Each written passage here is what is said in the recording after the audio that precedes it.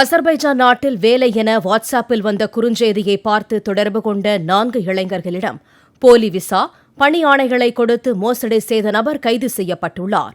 WhatsApp விளம்பரத்தில் இருந்த cellphone எண்ணில் பேசிய நபர் 4 இளைஞர்களிடமும் தலா 1.5 லட்சம் பெற்றுக்கொண்டு விசா, வேலைக்கான ஆணைகளை அனுப்பியுள்ளார். வெளிநாட்டில் வேலை கிடைத்துவிட்டது என்ற மகிழ்ச்சியில் அசர்பைஜான் செல்ல விமான நிலையம் சென்றபோது அவர்கள் வைத்திருந்த விசா, பணி ஆணை போலியானது என விமான நிலைய அதிகாரிகள் திருப்பி அனுப்பினர். இது தொடர்பாக பாதிக்கப்பட்ட இளைஞர்கள் கொடுத்த புகாரில் தூத்துக்குடி எட்டயபுரத்தை சேர்ந்த சுடலைக்குமாரை கைது செய்து தலைமறைவான மற்றொரு நபரை தேடி வருகின்றனர்.